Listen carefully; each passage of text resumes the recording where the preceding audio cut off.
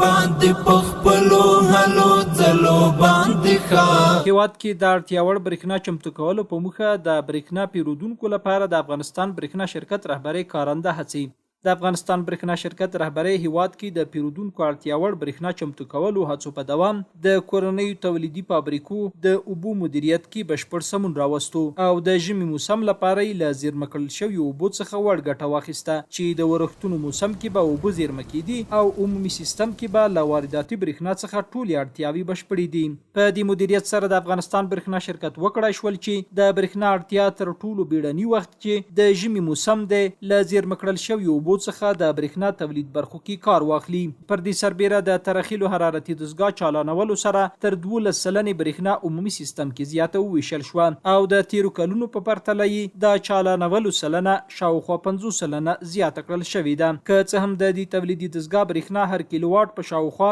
21 افغانۍ تمامېږي او د ورځني ټاکلو ساعتونو لګښت یې لوړ دی، خو د افغانستان برېښنا شرکت دا لګښت په غاړه واخیست چې د دې دستګاه تولیدي برېښنا شبکو کې له وارداتي او د کورنۍ تولید برېښنا سره یو ځای پیرودونکو ته ویشل کیږي. دا چې هیواد کې کاریدونکو برېښنا له ګاونډي هیوادونو پیرودل کیږي، نو سږ د افغانستان برېښنا شرکت عمومي اجرایي رئیس ډاکټر عبدالباري عمر د زیږدیز کال له پای ته رسیدو مخکې د نوي 2015 کال لپاره له ټولو هیوادونو سره د برېښنا پیرودلو تړونونه پر وخت لاسلیک کړل او له یادو هیوادونو څخه له یو شمېر سره یې د نویو تړونونو له لاسلیک کولو مخکې د ګډو نستو له لارې وکړای شول چې له 10 تر 40 میگا واټ زیاتې برېښنا پیرودلو هوکړه وکړي او یو شمېر نورې اسانتیاوې هم د قراردادونو برخو کې راولي. د افغانستان برېښنا شرکت د کورنیو تولیدي برېښنا کچې لوړولو لپاره د برېښنا انرژۍ تولید برخو کې د پانګونې راجلبونې او شته فرصتونو پیژندنې ملي کانفرنس جوړ کړ. که څه هم د یادو هڅو پایله کې عمومي سیستم کې د برېښنا کچه لوړه شوې ده، خو پلازمینه کابل او ولایتونو کې د نویو پیرودونکو شمېر زیاتېدل او په ټوله کې برېښنا ته د پیرودونکو اړتیا کچې لوړېدل د پرچاویو تطبیق او غځېدو لامل کیږي.